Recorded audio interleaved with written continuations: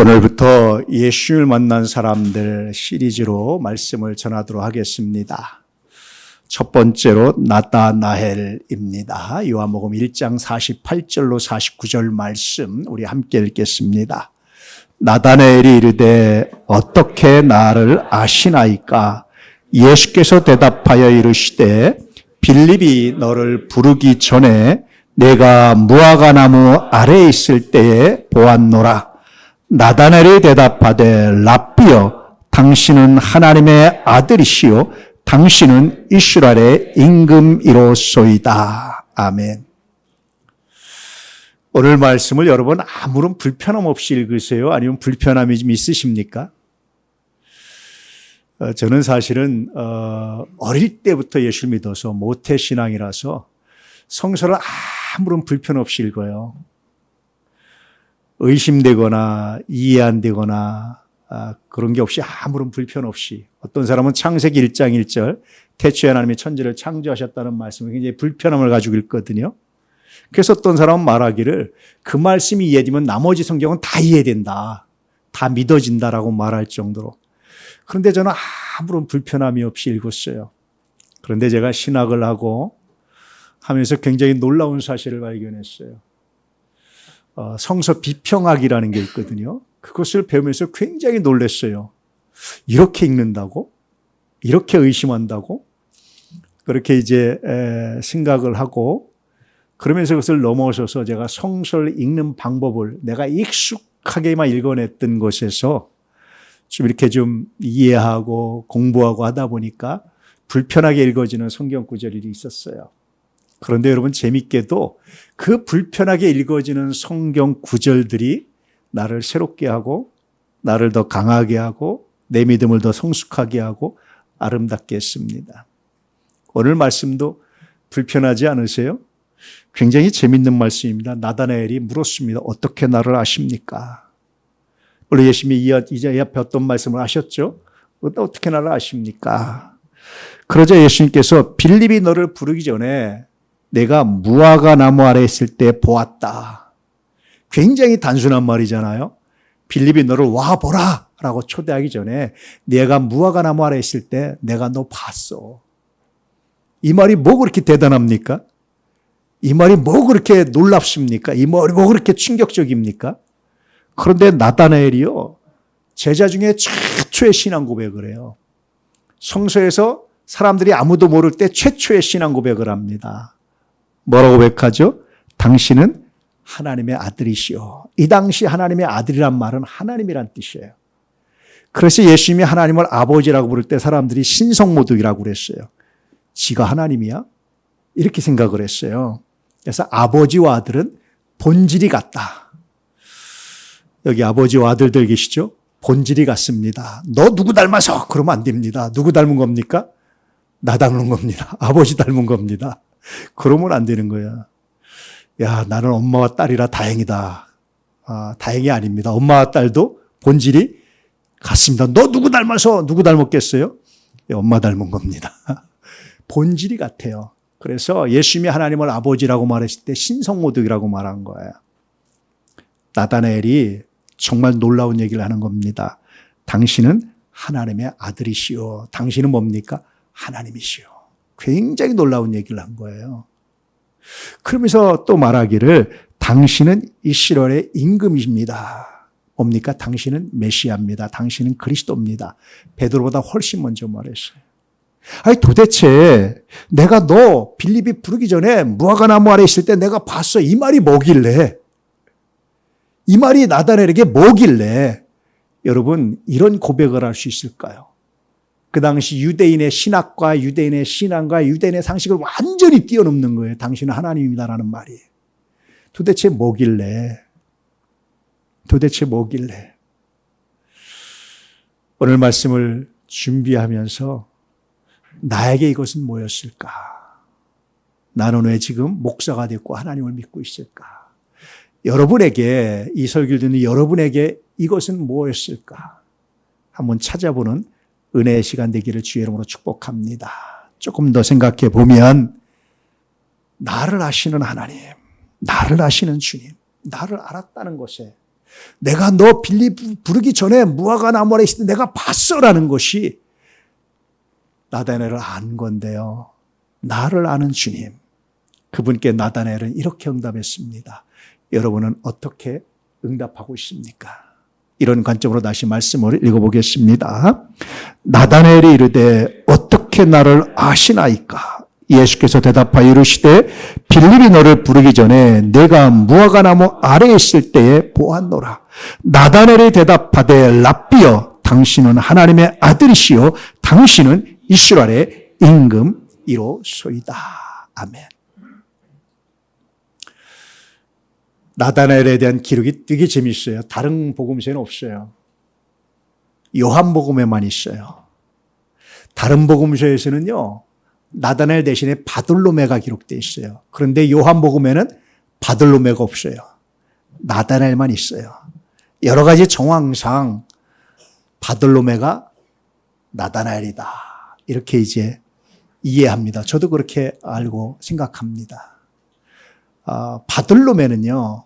바르 플러스 탈마역은 톨로스라는 건데 탈마의 아들이란 뜻이에요. 바요나 시모나, 요나의 아들 시모나 그런 뜻이거든요. 누구의 아들이라 불리기도 했고 이름이 따로 있었어요. 그래서 바돌로메는 쉽게 얘기하면 탈마의 아들, 그리고 이름이 안 나왔는데 그 이름이 아마 나다나엘일 것이다 라는 성서학자들의 연구인데 저도 많이 동의합니다. 어찌되었든 이 나다나엘이 요한복음 1장에 나오고 또 한 번 등장합니다. 어디에 등장할까요? 어디에 등장할까요, 여러분? 여러분 아시죠? 요한복음에 몇 장까지 있죠? 요한복음의 마지막 장이 몇 장이죠? 예, 몇 장이죠? 20? 훌륭하십니다. 어떻게 하셨습니까? 그 어려운 거를. 나다나엘은 참 재밌게 요한복음 1장에 있고 마지막 장에 있어요. 요한복음 1장에 이 기록을 했는데 마지막 장에는 어떤 때 등장합니까? 부활하신 예수님을 제자들이 만났어요. 만나고 뭘 할지 몰랐어요. 다시 고향인 갈릴리로 돌아가서 고기잡이를 하고 있었어요. 잡았을까요? 못 잡았을까요? 한 마리도 못 잡았어요. 그때 예수님 말씀을 듣고 고기를 잡습니다. 그 현장에 누가 있었느냐? 나다나엘이 있었어요. 재밌죠? 이렇게 나다나엘이 예수님을 만나고 그 다음에 계속해서 뭐 한 겁니까? 주님과 동행했고 함께했고 계속해서 신앙이 깊어지는 과정을 거쳤던 겁니다. 그냥 한번 만나고 끝난 것이 아니에요. 이런 나다나엘. 이 나다나엘이 주님을 만났던 가장 원초적인 동기가 있는데 그것은 질문이었습니다. 나사렛에서 무슨 선한 것이 날 수 있느냐. 요한복음 21장에 보면 나다나엘의 고향이 기록되어 있습니다. 이렇게 보면 나다나엘의 고향이 어디처럼 보여져요? 예루살렘이라든지 유력한 마을처럼 보여지잖아요. 그런데 재밌게도 다 숨기고 있다가 요한복음 21장 마지막에 가서 나다나엘의 고향이 기록됐는데 출신 지역이 기록됐는데 어디냐면 갈릴리 가나 출신입니다. 넓게 보면 나사렛도 갈릴리예요. 그 같은 지역이에요.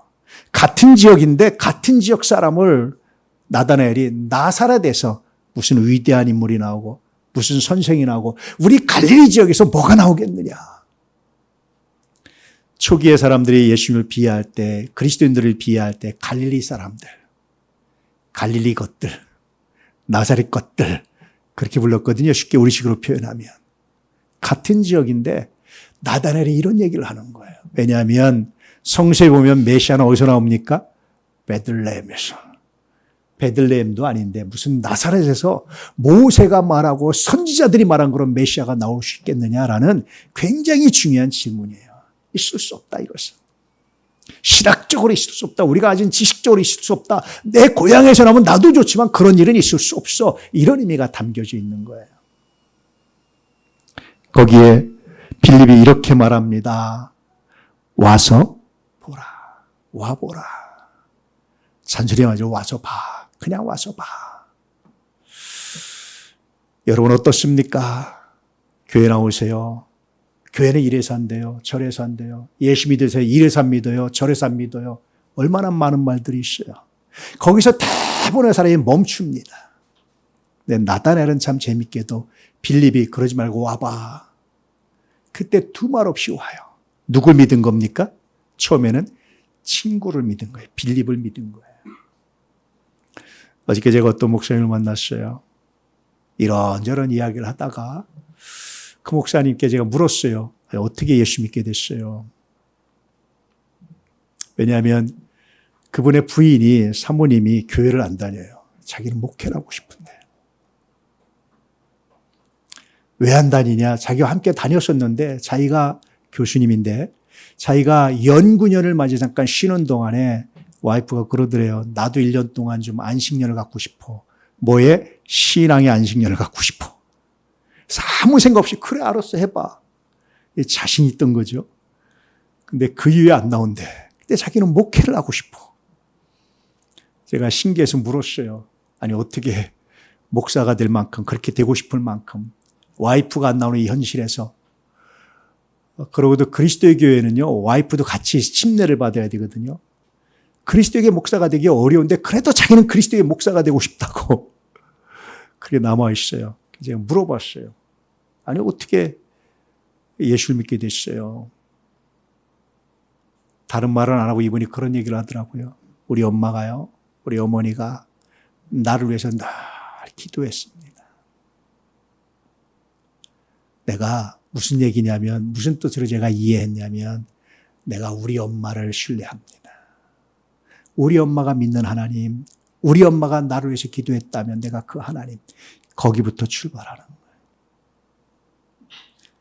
이분이 수학을 전공했는데 나중에 이제 연대 수학과 박사과정을 들어가는데 군에 있으면서 기도했대. 하나님, 만약에 나에게 연대 박사과정을 합격시켜 주시면 낮에는 내가 수학 공부를 하고 밤에는 신학 공부를 하겠습니다. 두 가지를 병행한 거예요, 실제로. 그때 저희가 결단해서 목회 길로 들어섰어야 되는데 그때 멈췄다는 거예요.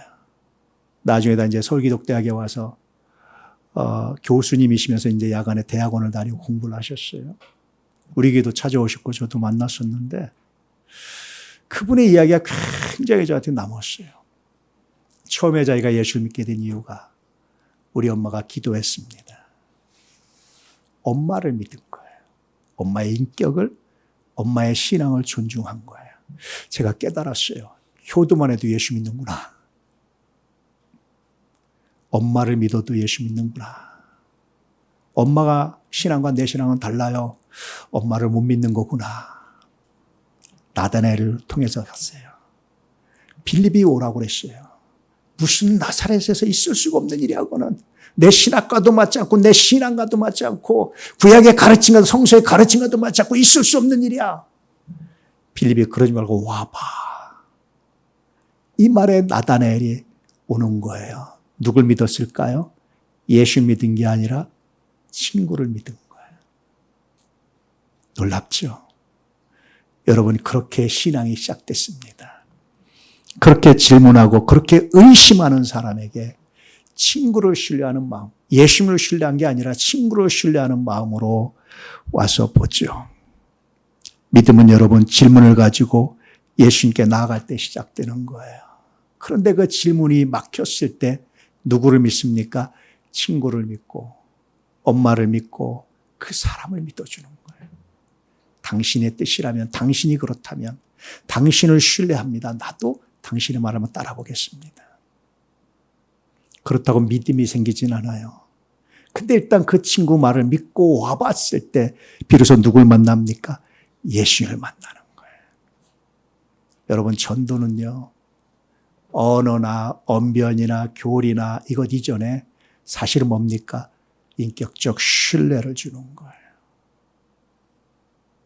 그 인격적 신뢰가 바탕이 돼서 우리가 신앙이 새롭게 시작되는 출발점을 맞이하는 겁니다. 자녀들이 여러분 인격적으로 신뢰합니까? 친구가 인격적으로 신뢰합니까? 아내가 남편 인격적으로 신뢰합니까? 그 신뢰를 쌓아가는 하나님의 사람들 되시길 주의 이름으로 축복합니다. 할렐루야. 두 번째는요. 숨겨진 나다나엘을 아셨어요. 보라 이는 참 이스라엘 사람이라 그 속에 간사한 것이 없도다. 자기에게 오는 나다나엘에게 예수님께서 이런 표현을 하셨어요. 이는 참 이스라엘 사람이다. 진짜다 이 사람이. 진짜 이스라엘 사람이다. 바리새인들도 안 하셨고 제사장들한테도 안 하셨고 누구한테도 이런 말씀을 안 하셨어요. 예수님께서. 근데 나다나엘에게 하셨어요. 야, 진짜 이스라엘 사람이다. 그 속에 뭐가 없다? 간사한 것이 없다. 그 속에 돌로스가 없다. 간사한 것이 없다. 진짜다. 그것은요, 나다나엘의 율법을 완벽하게 지켰다는 얘기도 아니고 완전했다는 얘기 아닙니다. 그것은 뭘까요? 자기 자신의 한계를 너무나 적나라하게 고백한 사람이에요. 이어령 교수의 책이나 간증이나 내용을 읽어보면 재밌는 내용이 있어요. 자기는 실존주의 관점에서 문학 비평을 하고 비평가로 살았다는 거예요. 실존주의는 말이 좀 어렵죠. 굉장히 다양한 정의가 있어서 하나로 말하기 어려운데 그분이 말하는 실존주의는 뭐냐면요. 인생을 왜 살아야 되지? 어떻게 살아야 되지? 한 번 죽을 수밖에 없는데 그때 인간이 뭐지? 인생이 뭐지? 내가 누구지? 이런 질문을 던지는 게 이제 그분이 말하는 실존주의예요. 왜 사십니까? 어떻게 사십니까? 무엇을 위해 사십니까? 지난번에 우리 주하는 목사님이 예화로 들었는데 요세미티 국립공원 가면 2000살 된 나무가 있다. 그런 얘기 한번 들으셨죠? 일일 수련회 때. 간혹가다 생각해요. 2000살 된 나무가 그 앞에 수많은 인간이 2000년 전부터 인간들이 지나다녔을 텐데 만약에 생각이 있다면 그 인간들을 무슨 생각을 했을까? 저거 100년도 못 사는 것들이 뭘 그렇게 잘난 척하고 누구를 미워하고 그렇게 뭘 가지려고 했다가 아무것도 갖지 못하고 가고 아무것도 못 가져가잖아요. 공술의 공수거잖아요. 저거 100년도 못 사는 것들이 아마 그런 생각하지 않을까? 제가 요즘 웬만하면 이제 오후에 우리 건축 현장에 둘러보고 그다음에 낙산가 이렇게 한번 둘러보고 해요. 외국인들이 정말 많이 와요. 그래서 왜 많이 오나 했더니 K-팝 데모는 또 여기 잠깐 나왔더라고요. 그래서 또 그거 따라한다고 또 성곽에 올라가요.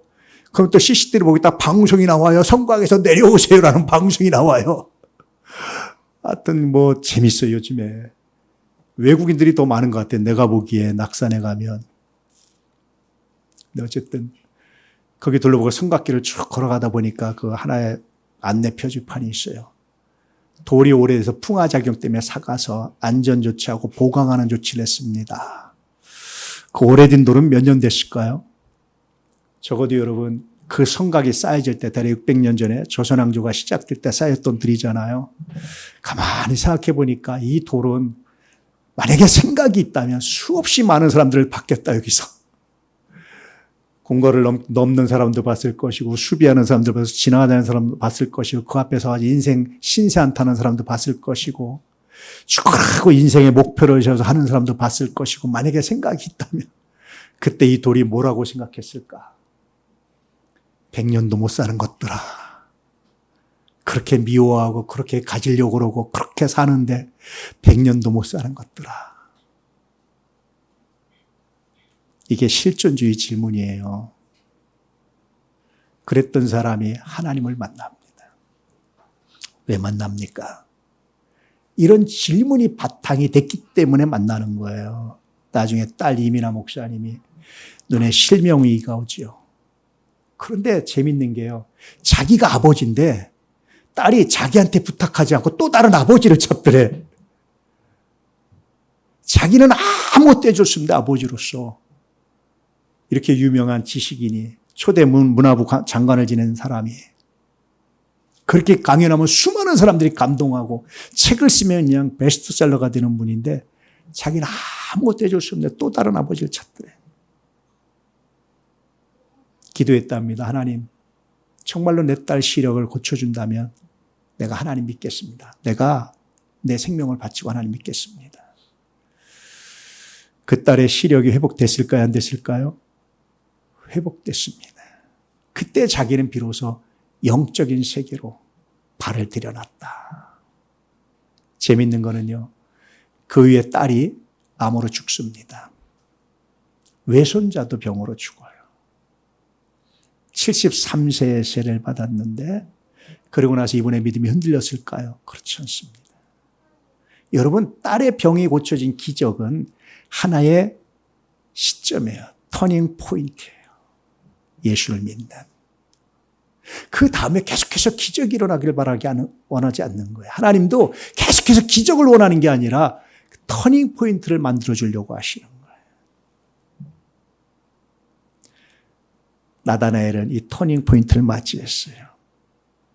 그리고 숨겨진 자신, 정말 간사한 것이 없이 하나님 앞에 정직하게 질문하고 자기의 연약함을 알았던 실존주의적인 아마도 그런 질문 앞에 던 나다나엘의 마음을 아신 거예요.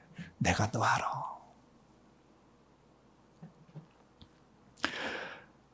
어떻게 나를 아십니까? 빌립이 너를 부르기 전에 내가 무화과나무 안에 있을 때 내가 봤어. 여러분 다 무화과나무 아래가 있죠? 여러분만의 숨겨진 사실들, 아무도 모르는 나만의 비밀들, 여러분만이 알고 있는 것들 아시죠? 여러분만의 고민과 슬픔, 아무도 나눌 수 없는 것 다 있죠. 그런데 여러분 주님은 그걸 아세요. 저도 여러 번 고백했지만 목회를 그만두고 싶을 때 내가 너의 약함을 안다. 그리고 불렀다. 이 말씀이 얼마나 감동이었는지요. 내가 무엇을 잘해서, 내가 무엇을 제대로 해서, 내가 지혜로워서, 내가 뭐가 있어서가 아니라 내 약함을 아시고 나를 부르신 주님. 그 주님 때문에 제가 지금까지 목회를 하고 있는 거예요. 나다나엘 약함을 아셨어요. 간삼이 없다는 얘기는 훌륭하다, 완벽하다, 율법을 완벽히 지켰다가 아니라 정말 자기 자신의 연약함을 적나라하게 고백했던 나다나엘. 그것을 이해하시고 아시는 주님. 그분께 나다나엘이 나아가는 겁니다. 여러분 약함을 주님께 나아가서 가져가서 고백하세요. 감추지 마세요. 사람 앞엔 감출 수밖에 없고 사람 앞엔 다 드러낼 수 없습니다. 누구도 100% 내 마음을 다 드러내서 100% 받아줄 사람이 없어요. 요즘에 인터넷 보면 간혹가다 그래요. 나이 들어서 행복하게 사는 방법. 부부가 나이 들어도 계속해서 행복하게 사는 방법. 잘 읽어보세요. 그 방법 핵심이 뭔지 아세요? 100% 솔직하지 마. 네 속 100% 다 얘기하지 마. 네 마음 다 얘기하지 마. 그런 뜻입니다. 잘 보시면 다 100% 얘기해서는 아내도 남편도 못 받아준다는 거예요. 자식도 못 받아주고 친구도 못 받아준다는 거예요. 적당히 감춰. 그런 뜻입니다. 잘 읽어보세요. 그런데요, 하나님은요, 100% 드러낼 때마다 외면하고 손절하는 것이 아니라 안아주시고 품어주시는 분이에요. 하나님, 나 솔직히 이 말씀은 안 믿어집니다. 하나님, 나 솔직히 이것은 내가 못하겠습니다. 내가 하나님을 사랑해서 해야 되는데 내가 도저히 못하겠습니다. 다 하나님께 고백해 보세요. 그 의심과 그 거절이 믿음 없음이 아니라 믿음이 또 한 단계 자라나는 굉장히 중요한 도구가 됩니다. 믿음은요, 작은 믿음에서 큰 믿음으로 넘어갈 때 반드시 점핑이 일어나요. 그냥은 못 넘어가요, 사람들이. 그 사건을 통해서, 그 의심을 통해서, 때때로 그 두려움을 통해서 하나씩 점핑해 가는 거예요. 할렐루야. 그러므로 의심이 올 때는 믿음 없다고 자책하지 마시고 하나님이 더 큰 믿음으로 성장시키시기 위해서 나에게 주시는 선물이다. 하나님, 이거 내가 솔직히 의심됩니다. 내가 이 말씀은 그냥 안 넘어가지네요. 예전에는 그냥 넘어가고 믿어줬는데 이상하게 이 말씀이 걸립니다. 하나님, 그 문제를 하나님께 가지고 나아가십시오. 여러분의 의심을 아시는 주님은 반드시 그 의심을 외면하지 않고 해결하시고 풀어주시고 역사하셔서 하나님을 만날 수 있도록 역사하십니다. C.S. 루이스 다 아시죠? 나니아 연대기라든지. 이 사람은 대표적인 무신론자였어요. 나는 무신론자로 살았습니다. 신이 없다고 생각하고 살았습니다. 그랬던 사람이 친구들과의 수많은 대화 가운데서 결국은 회심을 하고 돌아섭니다. 그런데 여러분, 여기서 친구들의 대화 때문이 아니에요. C.S. 루이스도 가만히 그의 글들을 읽어보면 어떤 고민 가지고 있어요? 이어령 교수처럼 실존주의적인 고민을 갖고 사는 거예요. 내 지성이, 내 지식이 어디 앞에 막힙니까? 죽음 앞에 막혀요. 내 지성과 내 지식이 어디 앞에 막힙니까? 수많은 불가능한 문제 앞에서 막혀요. 그런 절망 해보신 적 있나요? 정말 내가 도와주고 싶은데 내가 능력이 없는가? 정말 해결해주고 싶은데 내가 능력이 없는가? 사랑의 원저탄이라 일컬어지는 손혜왕만 목사님이 제일 아파한 게 뭐겠어요? 예수님 보니까 기도하고 문둥병을 고치는데 자기는 이 한센병 환자도 아무리 기도해도 안 낫는 거예요. 본인이 할 수 있는 게 뭐밖에 없어요. 한센병 환자들이 미신 같은 게 하나 있었어요. 누군가 내 고름을 입으로 빨아주면 낫는다. 입으로 빨아주는 거예요. 여러분 그 절망감 아십니까? 목사는 그런 절망감에 빠질 때가 종종 있어요. 주님은 죽은 병도 죽은 자도 살리셨잖아요. 정말 이 사람 고쳐주길 원합니다. 아버지로서 절망감을 느낄 때도 있어요. 인간으로서 절망감을 느낄 때가 있어요. 그때 척하지 않고 하나님께 가지고 나가는 겁니다. 하나님 내가 도저히 해줄 수 있는 게 없습니다. 할 수 있는 게 없습니다. 그때 하나님께 맡길 때마다 그 숨겨진 자리로 나갈 때마다 하나님의 역사하시고 함께 하시면 어떤 것인지 발견하게 하시고 알게 하시는 것. 그분이 우리 하나님이세요. 우리 주님이세요. 의심하는 것 안 하는 척하지 마시고 두려운 것 아닌 척하지 마시고 하나님께 가지고 나오십시오. 나다나엘의 무화과 나무가 여러분께도 있음을 기억하시고 그 순간 주님께 나오신 은혜가 있기를 주의 이름으로 축복합니다. 그럴 때마다 주님은 더 큰 믿음으로 이끄세요. 당신은 하나님의 아들이십니다. 당신은 이스라엘의 임금입니다. 라고 고백하자 주님이 그러시죠. 내가 너를 무화과 나무 아래에서 보았다므로 믿느냐? 이보다 더 큰 일을 보리라. 더 큰 일이 뭘까요? 하늘이 열리고 하나님의 사자들이 인자 위에 오르락 내리락 하는 것을 보리라. 자, 질문입니다. 나다나엘은 이것을 봤을까 못 봤을까? 성서에는 기록이 없어요. 봤을까 못 봤을까? 처음에 예수를 만난 사람, 부활하신 예수를 나다나엘이 만나요. 그래서 제자들이 그 다음에 본 것이 뭡니까? 고린도전서 고백의 증언에 의하면 500의 형제가 예수님이 승천하신 것을 봐요. 천사들의 음성을 들어요. 나다나엘이 있었을까 없었을까 그 자리에. 성서에는 기록되지 않았지만 있었을 확률이 99.999%입니다. 저는 확실합니다. 나다나엘이 이 장면을 봤다. 예수님 승천하신 장면을. 승천하시면 천사들의 음성을 나다나엘은 들었다. 나중에 바돌로메라고 확신되는 나다나엘은 인도 지역, 지금 인도만을 말하는 게 아니라 굉장히 넓은 지역에 가서 순교를 합니다. 교회사 전승에 의하면. 그는 예수님 말씀처럼 처음에 질문을 가지고 와서 의심을 가지고 왔지만 친구의 말을 듣고 왔을 때 주님을 만났고 평생을 주님과 함께 했고 부활하신 장면을 봤고 승천하신 장면을 봤고 그리고 나서 주님을 위해서 자기의 생명을 내놓는 어떻게 살아야 될까? 무엇 때문에 살아야 될까? 라는 질문에 주님을 위한 삶으로 바꿔서 이 순교가 끝이 아니라 죽음이 끝이 아니라 하나님 나라가 있다는 사실을 믿고 살아간 사람. 나다나엘입니다. 여러분 어떻게 하나님을 만나셨나요? 어떻게 만나시기 원하나요? 아직 여러분 깊이 있게 만나지 못했다면 예수님을 만난 나다나엘처럼 여러분의 질문을 솔직히 하나님께 가지고 가십시오. 한 가지 분명한 질문을 던져보세요. 어떻게 살아야 합니까? 어떻게 살아야 합니까? 인간이 정말 죽음의 마지막입니까? 그 위에 하나님 나라가 있습니까? 나는 부활 못 믿습니다. 나는 인간이 죽었다 살아나는 거 못 믿습니다. 그 한계에 갇혀 있다면 성서의 증인들이 말하는 2000년 동안 수많은 사람들이 그 사실을 확인하고 인정하고 믿음의 길을 걸어갔던 적어도 그 사람들의 삶을 다시 한번 살펴보면서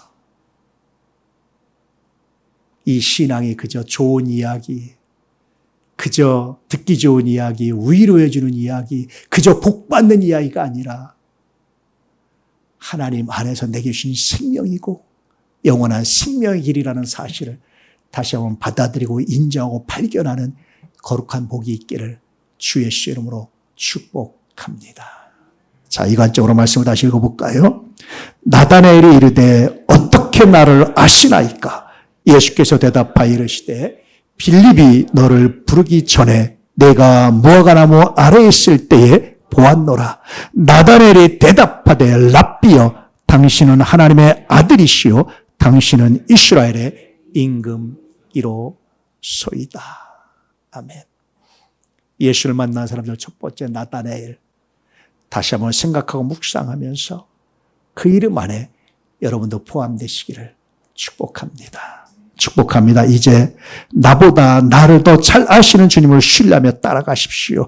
나의 약함을 온전히 하시고도 사랑하시는 주님을 만나 더 큰 은혜를 누리시기를 주 예수의 이름으로 축복합니다. 메시지 함께 읽죠. 약함을 아시는 주님께 나와 질문하라. 그러면 더 큰 믿음으로 이끄실 것이다. 아멘.